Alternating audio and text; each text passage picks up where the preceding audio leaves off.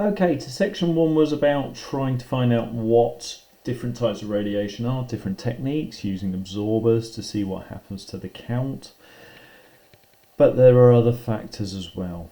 Okay, so as well as detecting the radiation, we need to know a little bit more about these other background ideas about where radiation comes from, what it does, what its effect is, how we can mitigate that, those risks that we looked at last lesson, etc. Now, the big thing, as my cartoon is hinting at here, is as soon as you pick out radioactive sources, people get a little bit upset or worried and perplexed. Alpha particles, where it's helium gas, it's not the fact that it's a helium nuclei that matters, it's the speed and its ability to ionize that matters. So, should we worry about them? Yeah, we should certainly treat radioactive sources with respect, but we know from GCSE that actually radiation, nuclear ionizing radiation, is all around us. We get cosmic rays from the sun, the buildings that our buildings are made from, our food, some things like walnuts, Brazil nuts, and coffee, instant coffee, are quite large in their dosage of radioactivity, as are bananas. Rocks around us, a lot around Barnsley. You know, we have quite high doses in Barnsley. We've got natural living organisms as well, and they are all emitting radiation. When you go on a flight, you're increasing your dose by quite a large amount. So all of these lead into it, and we don't really worry about these natural sources, and yet they cause more issues than handling radioactive substances usually, particularly levels that we have in college. So let us have a look at basic ideas. We have a system with radioactivity where the risk assessment is being set with national standards, so it will depend on the establishment, etc., etc. So every college, every school has what's known as local rules, and it's all because of the fact that when you have irradiation, so if radiation is being fired at you, being absorbed by your body, then it can have an effect on your body. It depends on many factors as well. So your dose, which we'll look at briefly in lessons, depends on your body mass, for example, but also where it's concentrated. So there's lots of different ideas that go on with it. We cannot say whether it will damage you or not for sure. Will it damage you, but not them? Will there be any damage? No, because it's all about probability. So like with a lot of things, medicines, for example, work on the same principle. This idea of dosage is using basic systems to basically reach a risk level that's known as ALARA, as low as reasonably achievable. Okay, so that's a really quite a big idea, this ALARA system, and you'll see it around. You know, if you didn't want to be run down by a car, you could use systems to make the risk as low as reasonably possible, or you could not cross the road. So you can prevent certain things. You could prevent radiation by surrounding yourself in concrete, but then some of the elements in the concrete are radioactive as well. So we'll never get to zero radiation. It's just not possible. Now, of course, what that does mean is that when you are doing experiments with your radioactive source, you have to try and get rid of this background noise, this noise that affects your results. So a couple of key terms, fairly straightforward, is that we really need to correct for the background reading. So you have our values that we'll use for experiments is called the corrected reading, the true value, as close as you can get to the true value anyway, assuming you've done fair tests, etc., etc. So we need to kind of think about how much is coming from the background, is there in the background, etc. Okay, so how do we get it? Well, mainly it's from natural sources. Okay, quite a large amount comes from man-made sources, but that depends on where you are. So if you are outdoors, you're surrounded by natural sources. But man-made sources only come from certain things. So obviously, if you work with ionizing radiation, you'll get a bigger dose. Medical imaging, certain types, nuclear power stations, anything that involving radioactivity, etc. So my dose, for example, is higher than your average person at college. So we'll break this down a little bit more because this is kind of interesting. However, don't lose track that actually most of it comes from nature, most of your dose. So I'm going to get you to work out what these factors are, whereabouts you live in the country. In the UK varies from around, how much things are around you, what you eat, what you drink, how many hours you fly, whether you have medical x-rays, how many a year, and things like that. So all of those affect your dose, and what we'll look at is that kind of value, but it will change from year to year. And we know from extrapolation, from results, from things like radiation dosage during Chernobyl fallout and the Hiroshima and Nagasaki bombs and things like that, we can work out how much the effect of each dose is. And it's not linear. You know, it's not just the small levels. We think that some radioactivity is actually needed for your body, but it needs to be a small amount. So, should point out, okay, so just like ultraviolet magnetic radiation, okay, electromagnetic radiation, sorry, so UV light can cause damage to you. Well, we use the same principles to help you limit your exposure.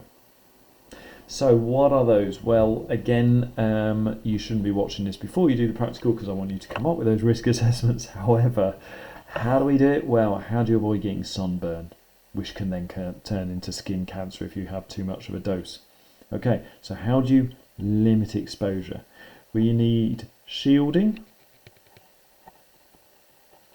like wearing a shirt. Okay, that will prevent the sun getting to your skin, so that will, I should say for UV, just so you don't get confused. So some sort of shielding between you and the radiation source. Shirt, chemical effects, you can get, sorry, what am I writing? Suntan cream, you know, things like that. They are all barriers between you. Wi-Fi gives out radiation. Okay, and again, it's microwave, so it can affect your body. So if you sit with your laptop on your lap, that's actually quite a high risk because you have a Wi-Fi source near you. However, if you put it on top of a book, on top of a cushion, on top of a table, the radiation going down into your lap is limited. Okay, so you've got your shielding, you've got your barrier. Okay, we can obviously limit your time. So that will obviously limit the amount of exposure, and that's why you have sun protection factors. So SPF 15 suntan cream means you can stay out 15 times longer than without having any sun protection. Okay, so that's what SPF stands for. But again, the longer you're out in the sun, the more likely you're going to burn. So it's not you know, it's not unobvious. It's all fairly obvious. And the other big thing, and we'll see why mathematically in a minute, is distance. Now you can't get further from the sun, okay, but you can get further from other sources of risk. Again, the further you are from that source, so from the source, that will limit, or those common sense things will limit your exposure. So a lot of the local rules for the LARA risk assessment are based on common sense. Okay, so like all radiating sources, all ionizing sources, we use the same things. You're used to doing it at home. Okay, slip, slop, slap if you follow the Australian system. Okay, so if I can get to the next page, there we go. Right, so let's break that down a little bit because that doesn't give us much idea. Obviously at GCSE you had to memorise some sources of background radiation, i.e. where radiation comes from around us in the background.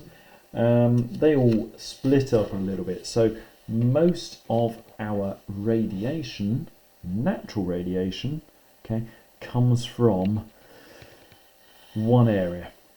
Okay, that huge amount comes from gas. Okay, radon gas and thoron gas leaks up from radioactive rocks in the ground. So if you go deep down into the ground, we're creating radiation all the time, we're releasing radiation because of the Earth's core changing things. Ours is quite a high dose of that in Barnsley because we have that kind of porous rock beneath us, so it comes up through that porous rock. So the Peak District, the caves going down deeper underground there, increases your dose. Under Barnsley you've got mines, so again that mines allow a way through because of the cracking within the soil. It's not just the mines, but it's the rock structure itself that the mines were mining. So around about 51%, you don't need to learn these exact values, but just to give us some idea of what's going on. The next chunk down, we're looking at around about 14%. There's not a lot between the others, but that actually comes from buildings, rocks, and the ground, because it's the rocks at surface level as well as leaching up from deep within the earth that is radioactivity. Buildings are often made of stone.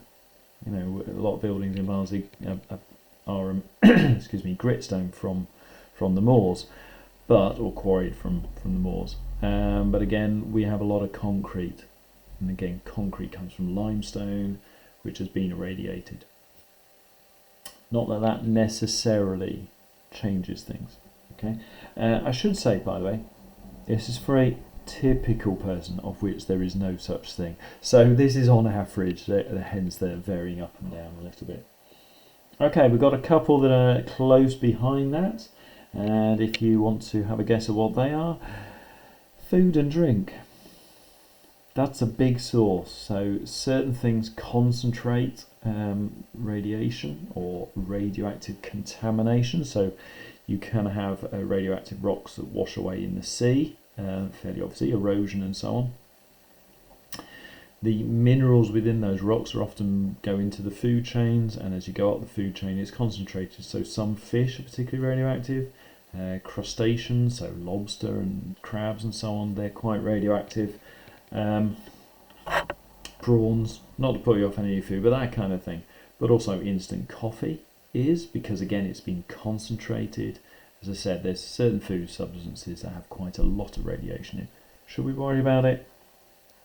Not in the long term.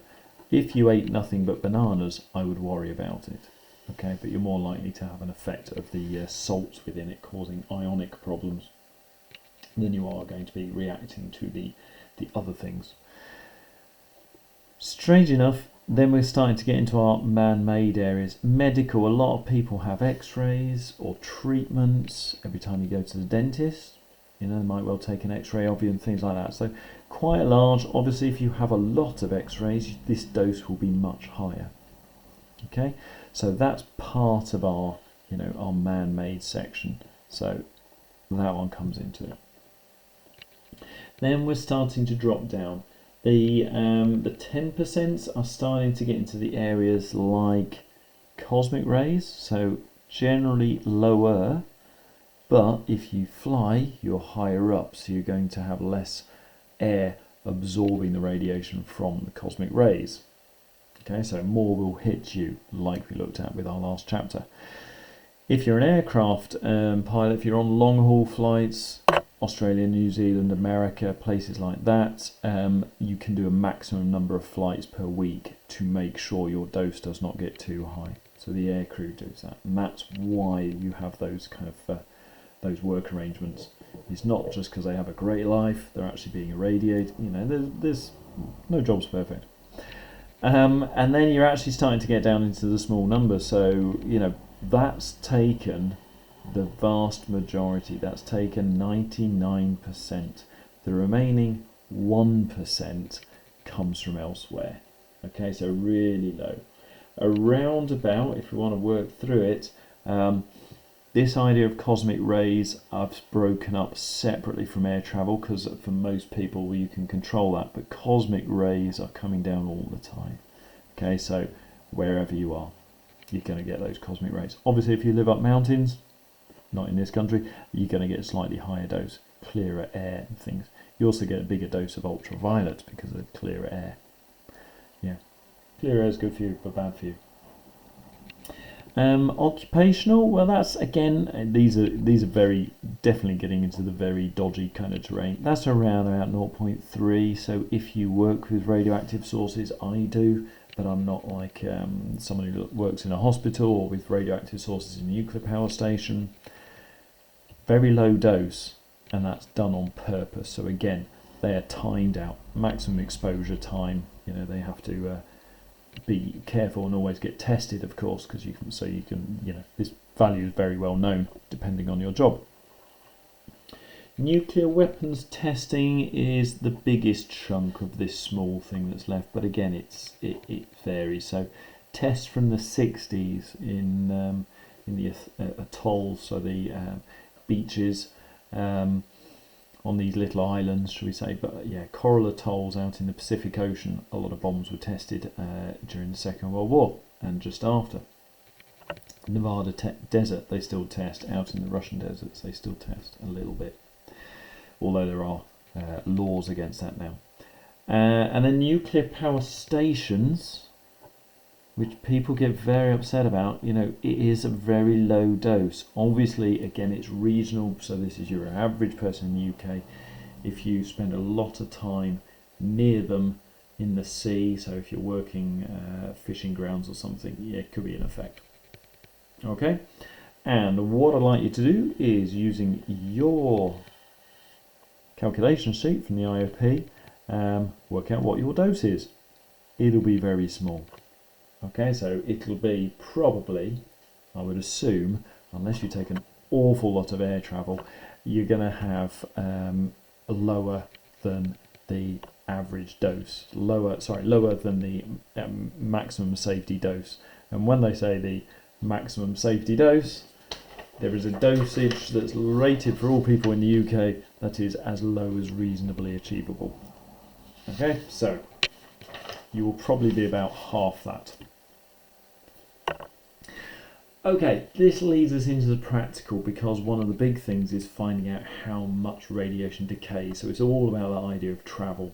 Now, like we did with the alpha scattering particle experiment, if there's no air in the way, if there's no atoms in the way, they're going to travel a lot further than those distances said in the first lesson of this chapter. Okay? The crucial thing is there's no definite range, so it's all about the probability of getting to somewhere. So we will do this as an experiment. We will change the path length. We may do it with beta or gamma, or of course both. More of which later in the chapter, because normally whatever your radioactive source gives out, it nearly always gives out gamma as well. Okay, so we need to kind of think about that when we do the practical. But yeah, gamma rays are much more obvious in terms of following a law, because it's radiation. And radiation, as we've looked at before, follows an inverse square law. It's the butter gun. Okay, so in your notes you have that, you have the ideas from last year, but when you look into our section here, again, just be wary, it's not in the radioactivity section, because it's one of our base principles. You know, it's one of the key principles. So if you look in your module 4 section, okay, then where we're talking about this idea of radiation and waves, wherever we are, here we go. You know, it doesn't really have much about it, so they're not going to ask full depth, but I will do it in full depth here. But that's your closest idea, okay? Or rather, that is correct. That's what we're going to use, but we're going to break it up a bit more. Okay, so power, intensity, and area. Thickness of butter from the butter gun.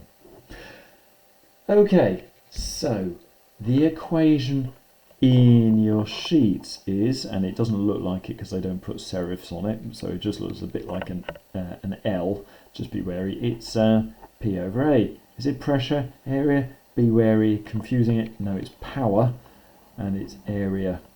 Okay, to give you intensity, that's your link. So just be careful when you're looking that up in the data sheet. It's in the waves section, so it's nothing to do with pressure. So what is that? Well, it tends to have that power of the original source, okay, where that is how much it's given out. Sometimes there'll be some sort of absorption constant, okay, so it depends on what it's going through. Air will have a lower value of constant than, for example, lead, okay. Bigger that value, sorry, in the reverse, so it's how well it transmits. So the bigger that value, the more intense your energy will be. So air has quite a high value. Apologies, the other way around. And then it's that butter of a sphere spreading out in all directions. Is that right? No. 4 pi r squared. Okay, it is the surface area of your bubble. So again, if that's your source, okay, giving out radiation in all directions, etc., etc., what you're looking at is that kind of value of how much area it's covering on the outside of that bubble. So that's your 4 pi r squared, okay, surface area, as mentioned there. Okay, which means it's all about, units are all about watts, power per meter squared. Okay, now we're not going to worry about that. What we'll tend to have, even though it's that vague looking equation, so you may prefer to write this next to, just make that clear, this next to your equation on your data sheet instead, just to help you work it. Okay, but we might be asked to find out how much less intense the radiation is the further away. So in the practical, if I go twice as far, how much is my dose likely to be? How intense is the radiation hitting me? And if you do the maths of it, it's going to be a quarter of your value. So it's quite easy to get far enough away, in terms of the bigger general ideas, easy to get far enough away to reduce the dose. So if we link it back to what we've just done, but I'll just do the simpler version. So P, we'll get rid of our constant of our substance that we're going through, because that doesn't really matter. 4 pi r squared, so if we had that, at one radius we'll have that. Pi 2 is going to be the same thing, 4 pi r2 squared. And so because you can rearrange them, what you'll end up with is, if you take your radius across constant from your source, 4 and pi are going to be constant, it just means that I r squared equals a constant. Okay, so for this example, you know, I1 r1 squared equals I2 r2 squared. Okay, so again, it's all about ratios. So twice as far, third as far, you know, how much difference does that make in terms of the radiation dose? So that is your intensity of radiation.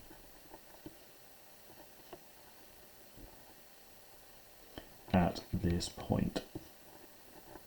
Okay, and the intensity is, again, going back to the first section, that probability of being ionized. Okay, you won't stop it. You may spend your time a long way from a source, whatever that source may be, and yet you still get a bigger effect. We all know some people whose conditions lean towards that. You'll have friends who'll spend half the time in the sun that you do and get twice as burned. So, you know, it's all about probabilities for that one organism all the time. Okay?